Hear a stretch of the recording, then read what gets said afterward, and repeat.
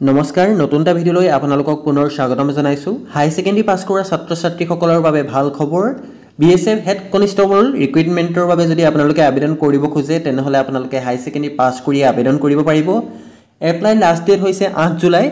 আপোনালোকে কিদৰে অনলাইন যোগে আবেদন কৰিব পাৰিব সবিশেষ এই ভিডিঅ'টোত মই দেখুৱাই দিম হাই সেকেন্ডাৰী পাছ কৰিলে আপোনালোকে আবেদন কৰিব পাৰিব মিনিমাম কোৱালিফিকেশন আপোনালোকৰ হাই সেকেন্ডাৰী পাছ আৰু এএসআই ভ্যাকেন্সি মুকলি হৈছে তাৰ বাবে আপোনালোকৰ গ্ৰেজুৱেচন পাছ হ'ব লাগিব লাষ্ট ডেট হৈছে 8 জুলাই আগত আপোনালোকে আবেদন কৰিব লাগিব যিমান পাৰে সোনকালে আপোনালোকে অনলাইন আবেদন কৰক কিদৰে কৰিব পাৰিব সবিশেষ দেখুৱাই দিম আপোনালোকে নিজৰ মোবাইলতে কৰিব পাৰিব প্ৰথমতে আপোনালোকৰ ফিজিক্যাল টেষ্ট হ'ব অৰ্থাৎ আপোনালোকৰ ৰানিং হ'ব বাকি ফিজিক্যাল টেষ্টখিনি হ'ব তাৰ পাছত আপোনালোকৰ এক্সামটো পতা হ'ব সম্পূৰ্ণ তথ্যখিনিৰ বাবে আপোনালোকে ডেসক্ৰিপচনত দিয়া লিংকটোত গৈ পিডিএফ টো ডাউনলোড কৰি লওক যেটো অফিচিয়েল পিডিএফ আছে পিডিএফ টো আপোনালোকে ডাউনলোড কৰি লওক ডাউনলোড কৰি লোৱাৰ পাছত আপোনালোকে সকলো ডিটেইলছ এবাৰ চাই ল'ব তাৰ পাছত আপোনালোকে অনলাইন আবেদন কৰিব পাৰিব ঠিক আছে গোটেইখিনি ডিটেইলছ এবাৰ আপোনালোকে ভালদৰে চাই লওক তাৰ পাছত আপোনালোকে অনলাইন আবেদন কৰিব পাৰিব আপোনালোকে ফিজ পেমেন্ট কৰিব লাগিব মাত্ৰ 100 টকা আপোনালোকে পেমেন্ট কৰিব লাগিব অনলাইন কৰাৰ বাবদ গোটেইখিনি ডিটেইলছ ইয়াত দিয়া হৈছে সম্পূৰ্ণ পিডিএফ টো আপোনালোকে এবাৰ ভালদৰে চাই ল'ব আপোনালোকৰ কোৱালিফিকেশন কিমান লাগিব এজ কিমান হ'ব লাগিব কিমান টকা পেমেন্ট কৰিব লাগিব এলিজিবিলিটি ক্ৰাইটেৰিয়া বাকি কি আছে কোনটো ডিপাৰ্টমেন্টত কিমান ভ্যাকেন্সি খালি হৈছে গুটিখিনি তথ্য আপোনালোকে পিডিএফ টোত পাই যাব ঠিক আছে সিআৰপিএফ সিআইএসএফ গুটিখিনিৰ বাবে আপোনালোকে অনলাইন আবেদন কৰিব পাৰিব সম্পূৰ্ণ তথ্যৰ বাবে আপোনালোকে এবাৰ পিডিএফ টো চাই ল'ব ডাইৰেক্ট মই আপোনালোকক অনলাইন এপ্লাই আপোনালোকে কিদৰে কৰিব পাৰিব হেতু দেখুৱাই দিছো ডাইৰেক্ট আপোনালোকে ডেসক্ৰিপচনত দিয়া লিংকটো ওপেন কৰক লিংকটো ওপেন কৰিলে আপোনালোকৰ ৰেজিষ্ট্ৰেচন ফৰ্মখন খোল খাব প্ৰথমতে আপোনালোকে পাৰ্সোনাল ইনফৰমেশনটো ফিল আপ কৰিব লাগিব তাত আপোনালোকে নাম মোবাইল নম্বৰ আৰু ইমেইল আইডি এই তিনটা ডিটেইলছ আপোনালোকে ফিল আপ কৰি ল'ব প্ৰথমতে তাৰ পাছত আপোনালোকে জেনাৰেট ওটিপি অপচনটোত ক্লিক কৰিব আপোনাৰ নামটো মেট্ৰিকৰ সাৰ্টিফিকেটত যিদৰে আছে সেইদৰে ফিল আপ কৰিব ইয়াত দিয়া হৈছে আপোনালোকৰ মেট্ৰিকৰ সাৰ্টিফিকেটত আপোনাৰ নামটো যিদৰে আছে ঠিক সেইদৰে আপোনালোকে ফিল আপ কৰি ল'ব এটা ভ্যালিড ইমেইল আইডি দিব এটা মোবাইল নম্বৰ দিব যেহেতু দুইটা ওটিপি সেন্ড কৰা হয় সেইভাবে আপোনালোকে মোবাইল নম্বৰ আৰু ইমেইল আইডিটো শুদ্ধকে ফিল আপ কৰিব ঠিক আছে যদি ইমেইল আইডিটো ভুল কৰে তেনেহলে ওটিপি নাযাব সেইভাবে আপোনালোকে ভালদৰে চাই চিতি ইমেইল আইডিটো ফিল আপ কৰিব জেনাৰেট ওটিপি অপচনত ক্লিক কৰিব জেনাৰেট ওটিপি অপচনটোত ক্লিক কৰাৰ লগে লগে আপোনাৰ যেটো মোবাইল নম্বৰ ফিল আপ কৰিছে আৰু লগতে ইমেইল আইডি দুইটাতে ওটিপি সেন্ড কৰা হ'ব দুইটা ওটিপি আপোনালোকে ফিল আপ কৰিব লাগিব ইয়াত আপোনালোকে প্ৰথমতে মোবাইল ওটিপিটো ফিল আপ কৰিব লাগিব অৰ্থাৎ আপোনাৰ মোবাইলৰ ইনবক্সত যেটো ওটিপি গৈছে হেতু আপোনালোকে প্ৰথমতে ফিল আপ কৰিব লাগিব তাৰ পাছত আপোনালোকে এন্টাৰ ইমেইল ওটিপি অৰ্থাৎ আপোনাৰ ইমেইলত যেটো ওটিপি গৈছে হেতু আপোনালোকে ফিল আপ কৰিব লাগিব দুইটা ওটিপি আপোনালোকে শুদ্ধকৈ দৰে ফিল আপ কৰি ল'ব তাৰ পাছত আপোনালোকৰ তলত যেটো দিয়া হৈছে সাবমিট অপচনটোত ক্লিক কৰি দিব অলপ সময় ওয়েট কৰিব কেতিয়াবা ইমেইলে ওটিপি যাতে অলপ টাইম লয় হেবাবে আপোনালোকে অলপ সময় অপেক্ষা কৰিব সাবমিট কৰি দিয়াৰ লগে লগে আপোনালোকৰ ৰেজিষ্ট্ৰেচনটো হৈ যাব তাৰ পাছত দেখিছে আপোনাৰ ইউজাৰ নেমটো হৈছে ইমেইল আইডি আৰু পাছৱৰ্ডটো আপোনালোকৰ ইমেইলত সেন্ড কৰা হৈছে প্ৰথমতে আপোনালোকৰ এইদৰে আপোনালোকৰ ওটিপি কিটা ফিল আপ কৰি ল'ব লাগিব তাৰ পাছত আপোনালোকে আইডেন্টিটি ডিটেইলছখিনি আপোনালোকে ফিল আপ কৰিব লাগিব প্ৰথমতে আপোনালোকে আধাৰ কাৰ্ডৰ যেটো নাম্বাৰ আছে আপোনালোকৰ আধাৰ কাৰ্ড থাকিবই লাগিব আপোনালোকে আধাৰ কাৰ্ডৰ নাম্বাৰটো ইয়াত ফিল আপ কৰিব লাগিব লিখিছে আধাৰ নাম্বাৰটো আপোনালোকে শুদ্ধকৈ ফিল আপ কৰি ল'ব প্ৰথমতে আধাৰটো সিলেক্ট কৰি ল'ব তাৰ পাছত আপোনালোকৰ আধাৰ কাৰ্ডৰ নাম্বাৰটো ফিল আপ কৰিব তাৰ পাছত আইডেন্টিটি টাইপত আপোনালোকে কেবাটাৰ ডকুমেন্ট আহি যাব তাৰ ভিতৰত আপোনালোকে কোনটো ডকুমেন্ট দিব খোজে হেতু আপোনালোকে ইয়াৰ পৰা সিলেক্ট কৰি ল'ব পাৰিব দেইছে আইডেন্টিটি টাইপত আপোনালোকৰ পাছপোৰ্ট আছে পান কাৰ্ড আধাৰ কাৰ্ড মই পুনৰ আধাৰ কাৰ্ডটোকে সিলেক্ট কৰি লৈছো যদি আপোনালোকৰ পান কাৰ্ড আছে পান কাৰ্ড বা আপোনালোকৰ ভোটাৰ কাৰ্ড যদি আছে ভোটাৰ কাৰ্ড অপচনটো আপোনালোকে সিলেক্ট কৰি ল'ব পাৰিব ঠিক আছে মই আধাৰ কাৰ্ডটোকে সিলেক্ট কৰি লৈছো আধাৰ কাৰ্ডটো সিলেক্ট কৰি লোৱাৰ পাছত আইডেন্টিটি সাৰ্টিফিকেট নম্বৰ যেটো আধাৰ কাৰ্ডৰ নম্বৰ আছে হেতু মই পুনৰ ফিল আপ কৰি দিছো তাৰ পাছত আহিব আপোনালোকৰ ডেট অফ বাৰ্থটো এদৰে আপোনালোকে ক্যালেন্ডাৰৰ পৰা ফিল আপ কৰি ল'ব পাৰিব দেখিছে এদৰে আপোনালোকে ডেট অফ বাৰ্থটো ক্যালেন্ডাৰৰ পৰা ফিল আপ কৰি ল'ব তাৰ পাছত আপোনাৰ বয়সটো নিজে আহি যাব নেশনালিটি সিলেক্ট কৰিব ফাদাৰ নেম মাদাৰ নেম আপোনালোকে শুদ্ধকৈ ফিল আপ কৰিব আপোনাৰ ডকুমেন্টত যিদৰে আছে ঠিক সেইদৰে আপোনালোকে শুদ্ধকৈ ফিল আপ কৰি ল'ব আপোনাৰ মেট্ৰিক হাই সেকেন্ডাৰী ডকুমেন্টত যিদৰে আছে সেইদৰে আপোনালোকে ফিল আপ কৰি ল'ব তাৰ পাছত পাৰ্মানেন্ট আইডেন্টিফিকেশন মাৰ্ক অৰ্থাৎ আপোনাৰ বডিত যদি কিবা পাৰ্মানেন্ট আইডেন্টিফিকেশন মাৰ্ক আছে তেনেহলে আপোনালোকে ফিল আপ কৰিব যদি নাই আপোনালোকে ফিল আপ নকৰিলে হ'ব জেন্ডাৰ সিলেক্ট কৰিব মেৰিটেল ষ্টেটাসটো সিলেক্ট কৰিব আনমেৰিড যদি হয় আনমেৰিড সিলেক্ট কৰি ল'ব যদি মেৰিড হয় মেৰিড সিলেক্ট কৰি ল'ব তাৰ পাছত আপোনালোকে ফিল আপ কৰিব লাগিব ডমিসাইল ডিটেইলছ তাৰ পাছত ইয়াত খুদা হৈছে do you have domicile certificate আপোনালোকে ইয়েস কৰিব যদি আপোনালোকৰ ডমিসাইল সাৰ্টিফিকেটখন আছে তাৰ পাছত আপোনালোকে ডমিচিয়েল ইস্যু ষ্টেট আপোনালোকৰ কোনখন ষ্টেটৰ পৰা ডমিচিয়েলখন ইস্যু কৰা হৈছে সেইটো আপোনালোকে সিলেক্ট কৰি ল'ব অৰ্থাৎ আপোনাৰ PRC খনৰ কথা সোধা হৈছে আপোনালোকে ইয়েস কৰি পেলাই আপোনালোকে আসামটো সিলেক্ট কৰি ল'ব ৰিলিজন সিলেক্ট কৰিব ক্যাটাগৰীটো সিলেক্ট কৰি ল'ব আনৰিজাৰ্ভ নে SC OBC হয় তাৰ পাছত আপোনালোকে মোড অফ ৰিক্ৰুটমেন্টটো আপোনালোকে ডাইৰেক্ট এন্ট্ৰি যেটো আছে হেতু সিলেক্ট কৰি ল'ব যিসকল ডাইৰেক্ট এন্ট্ৰিৰ মোডত ৰিক্ৰুটমেন্ট কৰা হ'ব তেওঁলোকে সিধা ডাইৰেক্ট ৰিক্ৰুটমেন্ট এন্ট্ৰি যেটো আছে হেতু আপোনালোকে সিলেক্ট কৰিব বাকিখিনি যদি আপোনালোকৰ হয় তেতিয়া হলে চাই ল'ব এবাৰ আপোনালোকে ডাইৰেক্ট এন্ট্ৰিটো মই DE টো সিলেক্ট কৰি লৈছো তাৰ পাছত সাব ক্যাটাগৰী ৰিজাৰ্ভেশনত আপোনালোকে ইয়াত দিয়া আছে এক্স সাৰ্ভিসমেন যদি হয় ইয়েস কৰিব পাৰে নহলে নো কৰিব পাৰে তাৰ পাছত ডিপাৰ্টমেন্টাল যদি কিবা আছে নহলে ইয়েস কৰিব পাৰে নহলে আপোনালোকে গিটা নো ৰাখিব তাৰ পাছত আপোনালোকে সেভ এন্ড নেক্সট কৰি দিব সেভ এন্ড নেক্সট কৰি দিয়াৰ লগে লগে আপোনালোকৰ নেক্সট পেজটো ওপেন হ'ব অলপ সময় ওয়েট কৰি দিব আপোনালোকে তাৰ পাছত আপোনালোকৰ এড্ৰেছটো ফিল আপ কৰিবলৈ আহিব দেখিছে প্ৰথমতে আপোনালোকৰ পাৰ্সোনাল ডিটেইলছ খিনি ফিল আপ কৰা হৈ গৈছে এড্ৰেছটো ফিল আপ কৰিবলৈ আহিব পাৰ্মানেন্ট এড্ৰেছত আপোনাৰ প্লেস নেমটো দিব পিন কোড দিব ষ্টেট ডিস্ট্ৰিক্ট সিলেক্ট কৰি ল'ব আপোনালোকে এড্ৰেছ ষ্টেট সিলেক্ট কৰাৰ পাছত ডিস্ট্ৰিক্ট কিনে আহি যাব ইয়াৰ পৰা ডিস্ট্ৰিক্টখন সিলেক্ট কৰি ল'ব তাৰ পাছত প্লেস বা সিটি নেমটো দিব police station name post office তাৰ পাছত তহসিল নেম এই গুটিখিনি ফিল আপ কৰি ল'ব কৰেসপন্ডেন্ট এড্ৰেছটো যদি সেম হয় সেম এজ পাৰ্মানেন্ট এড্ৰেছ অপচনটো আপোনালোকে টিক মাৰ্ক কৰি দিব এড্ৰেছ টিক মাৰ্ক কৰি দিয়াৰ লগে লগে গুটি এড্ৰেছটো আহি যাব পুনৰ তাৰপিছত গুটিখিনি হৈ যোৱাৰ পাছত পুনৰ আপোনালোকে সেভ এন্ড নেক্সট কৰি দিব এবাৰ ভালদৰে চাই ল'ব এড্ৰেছটো সকলো ঠিকই হৈছে নে নাই হোৱা আপোনালোকে সেভ এন্ড নেক্সট কৰাৰ আগত ভালদৰে চাই ল'ব তাৰ পাছত সেভ এন্ড নেক্সট কৰিব আদাৰ ডিটেইলছ আপোনালোকে ফিল আপ কৰিব লাগিব তাৰ পাছত আপোনালোকে ফিজিক্যাল আপোনালোকে ডিটেইলছখিনি ফিল আপ কৰিব লাগিব আপোনাৰ হাইট কিমান আছে চেষ্ট কিমান ওয়েট কিমান গুটিখিনি ডিটেইলছ ফিল আপ কৰিব লাগিব শুদ্ধকৈ আপোনালোকে ফিল আপ কৰিব যদি আপোনালোকে হাইটটো নাজানে তেনেহলে এবাৰ হাইটটো জুখাই ল'ব তাৰ পাছত আপোনালোকে ফিল আপ কৰিব চেষ্ট দিব কেৱল মেল সকলেহে চেষ্টটো ফিল আপ কৰিব লাগিব বাকি আপোনালোকে ওয়েটটো দি দিব তাৰ পাছত আপোনালোকৰ এইখিনি ডিক্লেৰেচন আছে এবাৰ চাই ল'ব আপোনালোকে ভালদৰে তাৰ পাছত আপোনালোকে পুনৰ সেভ এন্ড নেক্সট কৰি দিব অলপ সময় ওয়েট কৰিব ডিটেইলছখিনি আপোনালোকে শুদ্ধকৈ ফিল আপ কৰিব ভুল নকৰিব তাৰ পাছত আহিব কোৱালিফিকেশন ডিটেইলছ এতিয়া আপোনালোকে কোৱালিফিকেশন ডিটেইলছখিনি ফিল আপ কৰিব লাগিব কোৱালিফিকেশন টাইপত আপোনালোকে ইয়াত প্ৰথমতে সিলেক্ট কৰিব লাগিব যেটো হাই স্কুল আছে দেখিছে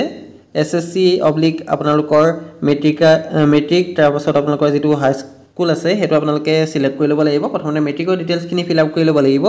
সাৰ্টিফিকেট নেম নাম্বাৰটো দিব আপোনাৰ সাৰ্টিফিকেটখনৰ ওপৰত এটা সিএল নাম্বাৰ বা সাৰ্টিফিকেট নাম্বাৰ থাকিব হেতু আপোনালোকে ফিল আপ কৰিব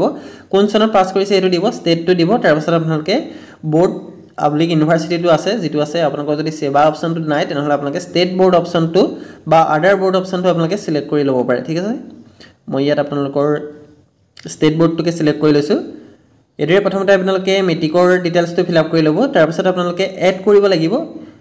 মেট্ৰিকৰ ডিটেইলছটো ফিল আপ কৰি হোৱাৰ পাছত আপোনালোকে এড অপচনটো ক্লিক কৰিব তাৰ পাছত আপোনালোকৰ ডিটেইলছটো এড হৈ যাব তাৰ পাছত পুনৰ আপোনালোকে 10+2 যেটো আছে হায়াৰ সেকেন্ডাৰী ডিটেইলছখিনি ফিল আপ কৰিব লাগিব সেম প্ৰসেস আপোনালোকৰ সাৰ্টিফিকেট নাম্বাৰ দিব কোন চনত পাস কৰিছে দিব ষ্টেট দিব তাৰ পাছত আপোনালোকৰ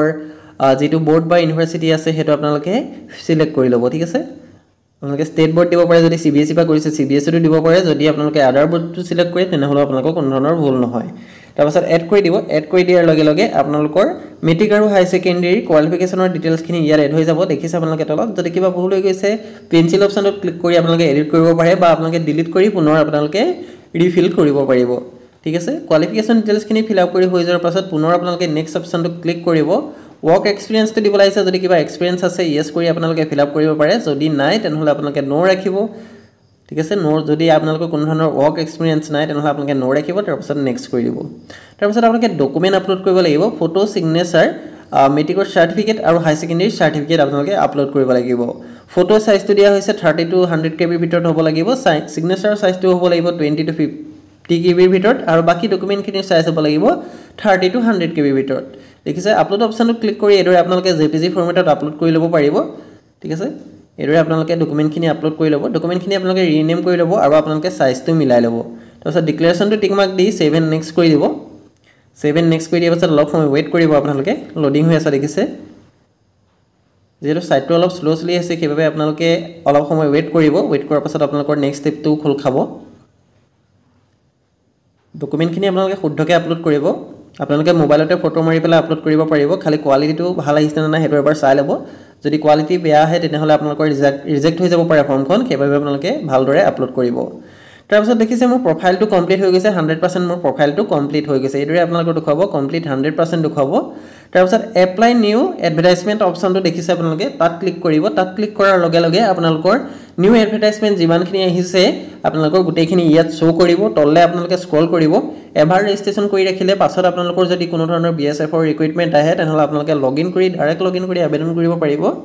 এটা তললে স্ক্ৰল কৰাৰ লগে লগে গোটেইখিনি এডভাৰটাইজমেন্ট মোৰ ইয়াত শো কৰিছে এতিয়া মই যেটো আছে এসিস্ট্যান্ট সাব ইন্সপেক্টৰ আৰু হেড কনস্টেবল হেতু আবেদন কৰিম যিসকলে গ্ৰেজুৱেচন পাস কৰিছে তেওঁলোকে এসিস্ট্যান্ট সাব ইন্সপেক্টৰটো আবেদন কৰিব পাৰিব যেহেতু মই হাই সেকেন্ডাৰী পাছৰ ভ্যাকেন্সিটো আবেদন কৰিছো হেতুভাবে মই হেড কনস্টেবলটো আবেদন কৰিব পাৰিম এটা আপোনালোকে সাইডত এপ্লাই হিয়াৰ অপচনটো দেখিবলৈ পাইছে বা আপোনালোকে ভিউ ডিটেইলছ অপচনটো ক্লিক কৰি ইয়াৰ পৰা আপোনালোকে PDF টো ডাউনলোড কৰি ল'ব পাৰিব তাত আপোনালোকে গুটিখিনি তথ্য পাই যাব ঠিক আছে লাষ্ট ডেট দিয়া হৈছে আপোনালোকৰ 8 জুলাই এপ্লাই হিয়াৰ অপচনটো ক্লিক কৰি দিয়াৰ লগে লগে আপোনালোকৰ এপ্লাই কৰা পেজটো খুল খাই যাব দেখিছে প্ৰথমতে মই এডভাৰটাইজমেন্টটো দেখুৱাই লৈছো ভিউ ডিটেইলছত ক্লিক কৰিলে আপোনালোকৰ PDF টো ডাউনলোড হৈ যাব তাৰ পাছত পোষ্ট নেমটো সিলেক্ট কৰিবলৈ আহিব এপ্লাই হিয়াৰ অপচনটো ক্লিক কৰাৰ পাছত পোষ্ট নেমটো সিলেক্ট কৰিবলৈ আহিব মই হেড কনস্টেবলটো সিলেক্ট কৰি লৈছো যদি আপোনালোকে ASI টো আবেদন কৰিব খোজে তেনেহলে ASI টো আপোনালোকে সিলেক্ট কৰি ল'ব কোৱালিফিকেশন দিয়া হৈছে এটো আপোনালোকে ইয়েস কৰি দিব আপোনালোকক হাই সেকেন্ডাৰী পাস হয় নে নহয় খোদা হৈছে এটো আপোনালোকে ইয়েস কৰিব ফিজিক্যাল স্ট্যান্ডাৰ্ড কিনি এখিনি আপোনালোকৰ শো কৰিব বাকি আপোনালোকে এটো আদাৰ ক্যান্ডিডেট অপচনটো দি ল'ব পাৰে যিখিনি ফিজিক্যাল ক্যাটাগৰীত আছে এখিনি আপোনালোকে আদাৰ ক্যান্ডিডেট যেটো আছে হেতু আপোনালোকে সিলেক্ট কৰি ল'ব বাকিখিনি আপোনালোকে এবাৰ ভালদৰে চাই ল'ব হাইট ওয়েট এখিনি গুটেখিনি ফিল আপ হৈ থাকিব অলৰেডি যেহেতু আপোনালোকে অলৰেডি ফিল আপ কৰিছেই তাৰ পিছত আপলোড ডকুমেন্টত আপোনালোকে পুনৰ হাই সেকেন্ডাৰী মাৰ্কশিট বা সাৰ্টিফিকেটখন আপলোড কৰি দিব দেখিছে আপলোড কোৱালিফিকেশন ডকুমেন্ট ইয়াত বিচৰা হৈছে আপোনালোকে হাই সেকেন্ডাৰী মাৰ্কশিট বা সাৰ্টিফিকেটখন ইয়াত আপলোড কৰি দিব এদৰে আপোনালোকে ফাইলটো সিলেক্ট কৰি আপলোড কৰি ল'ব পাৰিব যদি মোবাইলত কৰি আছে নহয় মোবাইলৰ আপোনালোকৰ গ্যালাৰীটো খুল খাই যাব তাৰ পৰা আপোনালোকে আবেদন কৰি ল'ব পাৰিব তাৰপিছত ইয়াৰ খোদা হৈছে প্ৰিফাৰেন্সটো সিলেক্ট কৰিবলৈ আহিছে CRPF BSF ITBP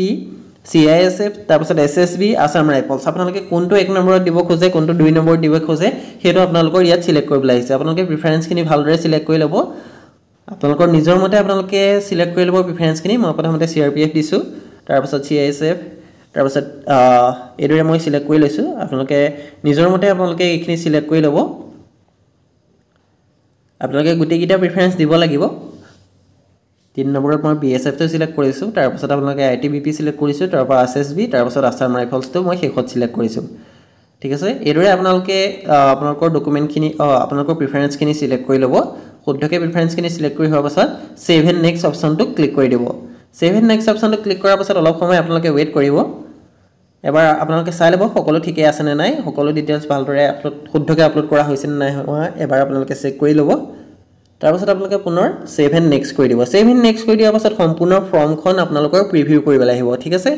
ইয়াত এবাৰ ভালদৰে চাই ল'ব যদি কিবা ভুল হৈ আছে এডিটৰ অপচনটো আপোনালোকে সাইডত দেখিবলৈ পাব এডিট অপচনটোত গৈ আপোনালোকে এডিট কৰি ল'ব পাৰিব এবাৰ আপোনালোকে দুবাৰ তিনিবাৰ মান ভালদৰে চাই ল'ব ফাইনেল সাবমিট কৰাৰ পাছত কোন ধৰণৰ আপোনালোকে এডিট কৰিব নোৱাৰিব তাৰ পাছত ইয়াত প্লেসটো ফিল আপ কৰিব আপুনি কোন প্লেসৰ পৰা ফৰ্মখন ফিল আপ কৰিছে সেই প্লেস নেমটো দিব তাৰ পাছত আপোনালোকৰ সেন্টাৰ প্ৰিফাৰেন্সটো দিবলৈ আহিছে ইয়াৰ পৰা আপোনালোকে সেন্টাৰ প্ৰিফাৰেন্সটো আপোনালোকে সিলেক্ট কৰি ল'ব পাৰিব মই গুৱাহাটীটো সিলেক্ট কৰি লৈছো তাৰ পাছত আপোনালোকে পেমেন্ট কৰিব লাগিব টোটাল পেমেন্ট কৰিবলৈ আহিছে 147.20 দেখিছে 147 रुपीस মই পেমেন্ট কৰিব লাগিব এগ্ৰি কৰি পে নাও অপচনটো মই ক্লিক কৰিম পে নাও অপচনটো ক্লিক কৰি দিয়াৰ পাছত পুনৰ ডিক্লেৰেচনটা আহিব এগ্ৰি টু পে অপচনটো ক্লিক কৰিব এগ্ৰি টু পে অপচনটো ক্লিক কৰাৰ লগে লগে আপোনালোকৰ পেমেন্ট কৰা মোড গিটা ইয়াত শো কৰিব ঠিক আছে আপোনালোকে debit card credit card internet banking বা ওয়ালেট থ্ৰুদি পেমেন্ট কৰিব পাৰে মই ডেবিট কাৰ্ড থ্ৰুদি পেমেন্টটো কৰি লৈছো কাৰ্ড নাম্বাৰ CVV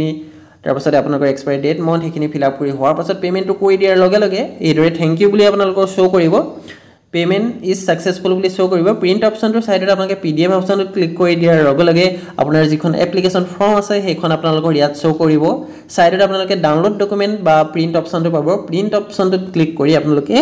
PDF টো যিখন এপ্লিকেশন ফৰ্ম আছে এপ্লিকেশন ফৰ্মৰ PDF টো আপোনালোকে সেভ কৰি ৰাখিব পাৰে তাতে সকলো ডিটেইলছ আপোনালোকৰ শো কৰিব পেমেন্টৰ পৰা আৰম্ভ কৰি আপুনি যি